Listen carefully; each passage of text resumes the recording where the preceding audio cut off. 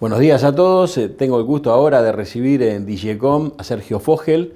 Sergio Fogel, que es un emprendedor serial, que ha estado vinculado al emprendedurismo, al ecosistema emprendedor en el Río de la Plata por muchísimos años. Es uno de los fundadores del encuentro que se ha hecho ya un clásico en Punta del Este, Punta Tech Meetup, que es ya hace 15 años, que tiene un éxito continuo. Y recientemente muy conocido por ser uno de los cofundadores de dLocal, uno de los unicornios latinoamericanos. Muchas gracias, Sergio, por tomarte el tiempo de estar con nosotros en DigiCom. No, muchas gracias a vos por invitarme. Y anticipo que tendremos una charla con reflexiones muy interesantes de tu parte.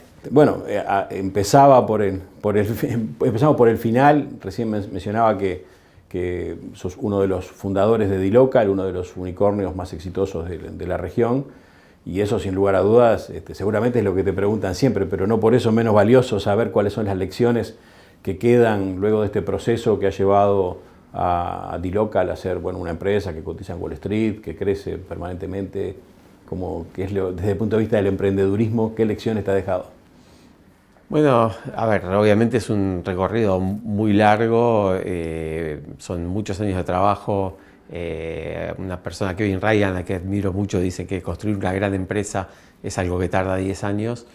Pero yo creo que lo más importante, no sé, si hay una lección que me parece muy interesante de dLocal para emprendedores, es pensar en el mundo, no pensar solamente en el propio país de uno.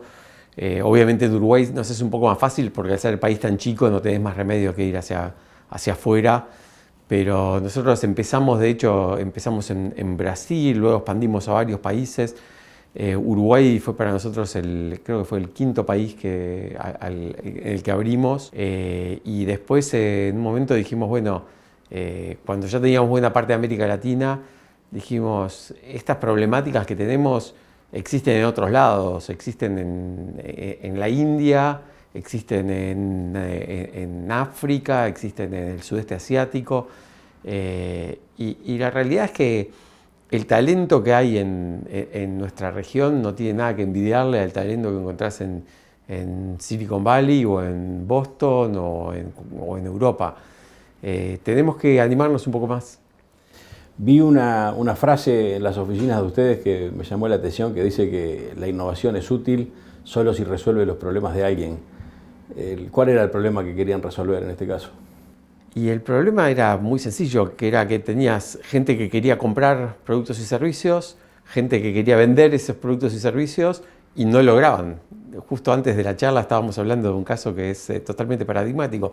Me comentabas de una profesora de gimnasia que quería vender sus cursos a clientes fuera de la región y el costo de transacción era 3 veces más grande que el costo del servicio. En la jerga media técnica le llamamos fricción. En América Latina tenemos muchísima fricción, sobre todo en 2 cosas hay fricción para lo que hace a Internet. Tenemos mucha fricción en los pagos, que es el problema que dLocal viene a resolver, y seguimos teniendo mucha fricción en el movimiento de productos físicos. Hoy es más fácil mover un producto físico desde España a Francia que a veces dentro de un país de América Latina. O sea, ya no te hablo ni de cruzando fronteras, dentro de un propio país. Entonces, de nuevo, volviendo a tu pregunta, lo que hacemos es eliminar fricción. Yendo a un término un poquito más técnico, si se quiere, en e-commerce hablamos de lo que se llama conversión, el embudo de conversión, donde empezás con una cantidad X de visitantes a un sitio, después tenés un número más chico que son los que efectivamente navegan por el catálogo, un número más chico que son los que ponen productos en su carrito de compras y un número más chiquito al final son los que efectivamente compran. Eso le llamamos embudo de conversión, donde convertís visitas en clientes y nosotros lo que vendemos es mejora de la tasa de conversión. O sea, el cliente que ya hizo todo ese paso se te cae en el último, o sea, recorrido todo ese camino y se te cae en el último paso. Con nuestras soluciones aumenta mucho la tasa de conversión, o sea, se cae menos gente en el último paso. Buenísimo. La innovación, y bueno, el ejemplo que lo que estás poniendo lo muestra, la innovación siempre es disruptiva. Y a veces tenemos una visión como que la región es bastante conservadora. ¿Cómo manejamos la disrupción? O sea, ha habido un buen entorno favorable para la innovación de ustedes, que asumo que es una experiencia que vale también para muchos otros. Mira, la disrupción, cuando yo era chico, la disrupción era una palabra mala, o sea, el alumno disruptivo era el que no dejaba que... Y en realidad la disrupción genera, o sea, molesta. Tenés jugadores que están atrincherados, que no quieren que les cambien nada, y el innovador es el que viene a hacer los cambios. Hay un economista muy famoso, Schumpeter, que habla de la innovación o la creación destructiva, porque vos creás algo nuevo y destruís cosas viejas. Y sí, somos una región que somos un poco, es un poco paradójico, porque por un lado es una región bastante joven en comparación con el resto del mundo, y por otro lado muy conservadora, muy reacia al cambio. Entonces sí, nos hemos encontrado con resistencias, con gente que no quería, pero la realidad es que no se puede tapar el sol con los dedos. La tecnología avanza, todo el mundo usa hoy celulares, todo el mundo quiere comprar cosas online, todo el mundo quiere consumir contenidos a través de streaming, hacer cursos remotos, y la realidad es que los sistemas anteriores no facilitaban todo eso, imponían restricciones, imponían fricción en todo ese cambio. Cuando miramos un poco la cantidad de unicornios, que es como la forma que se les llama a las startups que ya han logrado cierto nivel de éxito en América Latina, es significativo. O sea, cada vez vemos más empresas, y comparada con otras regiones, como que de alguna manera va pesando. Creo que muestra que, tú decías, tenemos el talento, tenemos las oportunidades, muestra que es posible hacer eso. Ahora, yo a veces veo que seguimos discutiendo de cosas muy parecidas durante mucho tiempo. ¿Qué es lo que hace falta para que el ambiente sea más favorable para el desarrollo digital y también para el emprendedurismo en esta área, en el área del desarrollo digital? Lo primero que nos falta, que es algo ya constante hace muchos años y que no tengo la solución, es educación. Y educación es educación a nivel en todos los niveles, pero sobre todo formación de profesionales en STEM, ¿no? Profesionales informáticos, ingenieros de todo tipo, gente con formación en matemática, gente con formación en estadística. Viste que ahora STEM, en realidad, el nuevo término ahora es STEAM, que incluye también todo el tema de arte, que toda la parte, las disciplinas más blandas, más creativas. Yo creo que ahora viene la etapa de ellos. También tenemos que fomentar más el cruce entre la tecnología dura y la creatividad. Hay un área de intersección súper interesante. Entonces, bueno, nos falta eso, nos falta mucha educación y nos faltan marcos regulatorios favorables a la innovación. Por ejemplo, bueno, el tema específico de la fintech es algo muy paradigmático. O sea, hoy casi todos los países de la región, obviamente si vas a hacer una billetera digital tenés que cumplir con regulaciones y a veces son muy estrictas y te piden el mismo nivel de regulación cuando es un startup de 2 chicos financiado con algo de capital ángel que si es un banco con, no sé, con 10 millones de clientes. Entonces necesitamos marcos regulatorios que sean más amigables con la innovación. Hay un caso que yo creo que es muy paradigmático, que es el de Singapur, donde Singapur hizo lo que le llaman un sandbox regulatorio, donde dicen, el sandbox es en realidad un arenero, ¿no? Donde los niños juegan. Entonces es como, mientras te mantenés dentro de ese arenero, te doy más espacio para que juegues y para que experimentes. El arenero que ellos definieron es, mientras la cantidad de clientes que tenés es reducida y la cantidad de dinero que tenés que manejás de clientes no supere determinado límite, probá, experimentá, hace cosas. Cuando pases de eso, ahí sí te voy a empezar a exigir más cosas. Ese es un ejemplo de una innovación que es muy amigable perdón, una regulación que es muy amigable con el innovador. Sí, bueno, es un buen ejemplo.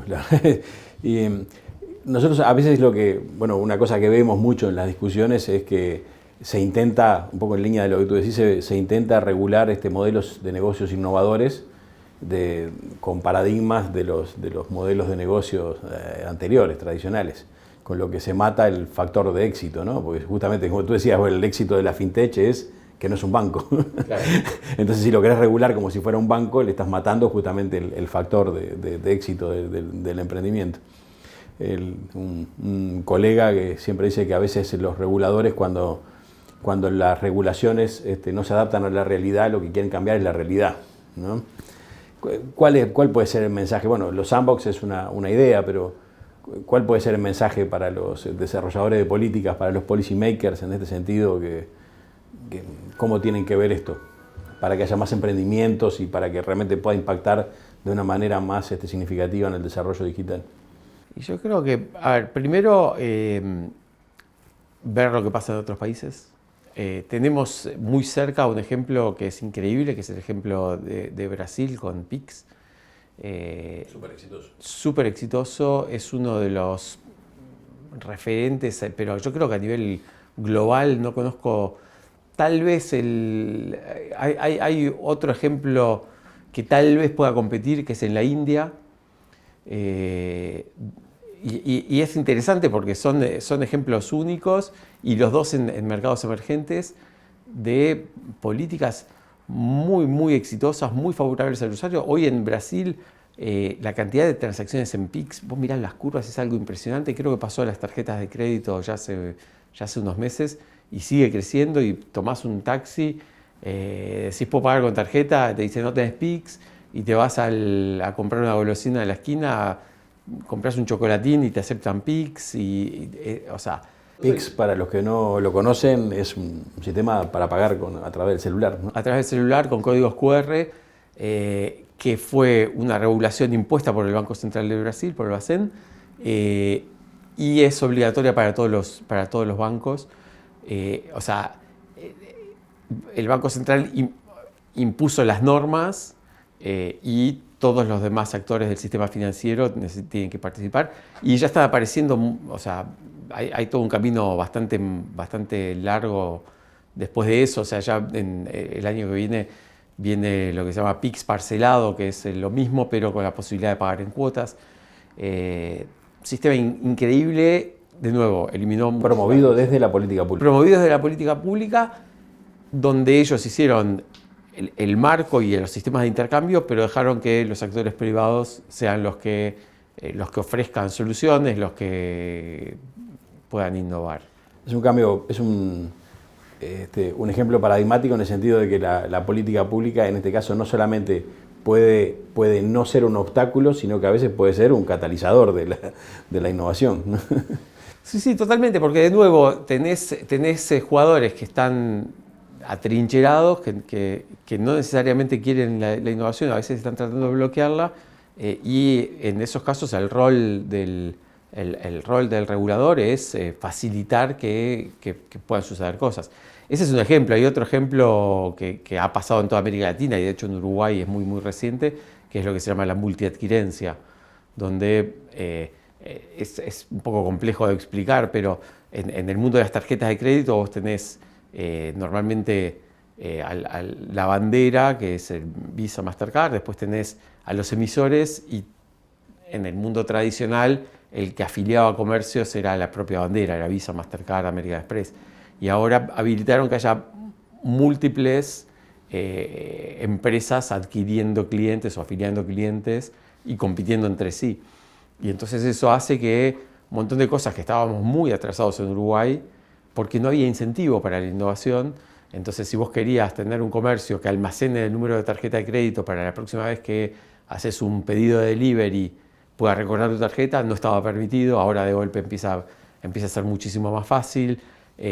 Sistemas antifraudes más modernos, todo ese tipo de cosas empiezan a surgir ahora porque hubo un marco regulador que fomentó la competencia y fomentó la innovación. Necesitamos más de esas cosas. Me cerraste un camino porque te iba a preguntar algo que ya adelantaste que no tenés la respuesta, pero yo voy a insistir porque seguramente algo has reflexionado y mucho sobre este punto. Decías que no tenías la respuesta para el problema de la educación, pero una de las cosas, tú decís que uno de los activos que tenemos en la región es el talento, pero al mismo tiempo tenemos una capacidad limitada de talentos, ¿no? Entonces, ¿cómo podemos transitar ese camino de desarrollar más talentos para darle apoyo al desarrollo de la industria, del sector digital, de la innovación? Sí, es una pregunta, o sea, no tengo la respuesta. A nivel familiar estamos tratando de ayudar en eso. La educación tradicional en Uruguay fue creada para formar profesionales universitarios y está armada desde la base para eso, y eso hace que dejemos gente por el camino. Hay un ejemplo bastante interesante que es lo que se hace sobre todo en Alemania y en algunas partes de Europa, que es la formación terciaria, no necesariamente universitaria, o la formación secundaria, o sea, tipo... Con un plus. Como es en Uruguay la UTU, ¿no? O sea, los bachilleratos tecnológicos y cosas similares. Eso es algo que creo que amerita que se le preste muchísima más atención. Está muy cuestionada en todo el mundo la educación terciaria. De hecho, hay un emprendedor inversor muy famoso que le paga a los estudiantes $100.000 a cambio de que dejen de estudiar, y hay varios famosos que han empezado así, ¿no? O sea, para que empiecen una empresa en vez de estudiar, porque dice la universidad no sirve para nada. Hay alternativas. Hoy están lo que se llaman los Coding Bootcamps, que son cursos cortos, muy prácticos de 6 meses, donde una persona sale programando. Hay recursos online increíbles. No es fácil. La mayor parte de los chicos les es muy difícil tomar un curso y tener la autodisciplina de estudiar solo, pero hay un grupo que sí, que han hecho cosas maravillosas. O sea, que se han formado y han llegado a niveles profesionales muy altos. Tenemos un par aquí trabajando con nosotros en D-Local. Y después el otro tema yendo a la pregunta más amplia, más allá de la educación, ¿cómo puede ser un país tan chico como Uruguay para convertirse en una potencia más grande en lo que es desarrollo tecnológico? La realidad es que hoy la ubicación física ya no es tan importante. Entonces, nosotros hoy justo estaba leyendo, hoy se incorporaron a D-Local, no me acuerdo el número exacto, más o menos 12 personas. De las 12, una fue en Uruguay. Si no recuerdo mal, 4 empezaron a trabajar con nosotros en Sudáfrica, 1 en México, 2 en Argentina. Y vos podés tener una empresa uruguaya que una parte significativa de las decisiones y de la empresa esté arraigada en Uruguay, pero que tenga programadores en Colombia, en la India, hasta en Europa. Y competir con empresas de otras latitudes. Totalmente. Entrando en la última parte de la conversación, exploramos el emprendedurismo en América Latina, los marcos más favorables, pero yendo al tema concreto de la inclusión financiera digital y medios de pago digitales, que algo ya adelantaste en los temas anteriores, pero ¿cómo ves en la región en general, no solo en Uruguay, porque aparte ustedes trabajan en todo el mundo, pero en la región, cómo ves el avance de la inclusión financiera digital? ¿Qué es lo que queda por hacer? Para nosotros en Alay nos interesa mucho porque lo vemos, siempre lo promovemos a través del BID y con otros socios y colegas. Lo vemos como una manera fundamental para que las MIPYMES y que las personas individuales puedan participar con suceso de la economía digital. Pero a veces parece como que vamos más lento, ¿no? ¿Cuál es tu impresión y cómo podemos avanzar de aquí en adelante más rápido? Está habiendo un fenómeno que es súper interesante, que lamentablemente a Uruguay todavía no llegó, que son los bancos, los Challenger Banks, o sea, los New Bank de este mundo, Walla, o sea, hay literalmente, o sea, te diría que si te digo cientos, no estoy exagerando, Nubank tiene el último número que vi eran 60 millones de clientes, es el banco digital más grande del mundo. Lamentablemente en Uruguay no tenemos ninguno todavía, por una cuestión de tamaño de mercado, pero también una cuestión de regulación. Tenemos algún ejemplo como puede ser Prex, que es, digamos, empezó como una tarjeta y se va acercando cada vez más a parecerse a un banco digital. Pero ese tipo de empresas han hecho algo maravilloso. Hoy un montón de gente que no tenía capacidad de tener una cuenta bancaria, hoy está pudiendo abrir una cuenta con una de estas billeteras o neobancos, que al principio te daban una cuenta, una billetera con una tarjeta de débito, y ahora de a poquito empezaron a ir dando créditos cada vez mayores, con modelos de crédito mucho más flexibles y más adaptados a esa realidad que lo que puede tener un banco tradicional. Yo creo que eso es una innovación o sea, creo que a veces no somos conscientes del nivel de cambio radical que hacen ese tipo de empresas. Tiene que ser mucho más fácil mover dinero electrónicamente, ¿no? O sea, pagarle a un jardinero tendría que ser algo, de nuevo, ahí volvemos a cosas tipo Pix. Vemos todavía demasiado la transacción con el billete físico. Y yo creo que un poco los bancos centrales han asustado a la gente porque dijeron, bueno, quiero un registro de todas las transacciones para poder ir a buscar a la gente. Lo entiendo porque hay un tema de recaudación y demás, pero creo que se han apurado en usar la digitalización como una manera de fiscalización. Yo creo que la digitalización tiene un beneficio muy grande antes de eso, porque permite que un montón de gente pueda vender servicios online, que pueda vender servicios al exterior, y el tema de fiscalización tal vez puede esperar unos años más. Como que a veces nos apuramos mucho cuando surge una nueva tecnología o nuevos servicios basados en nueva tecnología, enseguida vamos a ver cómo lo podemos regular en vez de primero ver cuál es el potencial o cómo generar más desarrollo antes de Totalmente. un poco los sandbox tal vez podrían ser Claro. herramientas. Y después lo otro es permitirle a los innovadores participar en pie de igualdad con los actores tradicionales. Hay un ejemplo que para mí ha sido bastante doloroso, que es una empresa uruguaya que se llama Paganza, que en un momento uno de los bancos de plaza le bloqueó el acceso a la posibilidad de transaccionar. Y la empresa estaba totalmente desprotegida porque el Banco Central, que era o sea, si el Banco Central lo que buscaba era beneficiar a los consumidores, tenía que haber protegido a esa empresa y haber dicho, señores, esta empresa trabaja en pie de igualdad con cualquier otro banco, y no lo hizo. Entonces, si queremos que se desarrollen y que aparezca esa gente que le va a molestar a los bancos, tiene que tener un nivel de protección. El que tiene que tener la protección, el que tiene que darle la protección es el gobierno. De nuevo, ese es el caso que veo de Uruguay, pero hay casos similares en toda América Latina. El sector financiero y de pagos tiene una tendencia a ir hacia monopolio, y los monopolios no son buenos porque perjudican al consumidor, perjudican a las pequeñas y medianas empresas, y detienen a la innovación. Entonces necesitamos reguladores y gobiernos que se preocupen más del consumidor, que se preocupen más de la pequeña y mediana empresa y menos de los jugadores establecidos. Me quedo con algunas cosas de lo que conversamos, bueno, de no matar a los modelos de negocios innovadores, de acompañar el crecimiento, de no apurarse a regular, de utilizar herramientas como los sandbox, temas de competencia. Empezamos hablando de que en América Latina existe el talento, la capacidad para innovar. O sea, me quedo con varias cosas de lo que nos has comentado. Y hay algo de lo que no hablamos, pero bueno, puede ser el punto final. Asumo un poco, hablabas de cómo dejó de ser importante la ubicación física de los emprendimientos.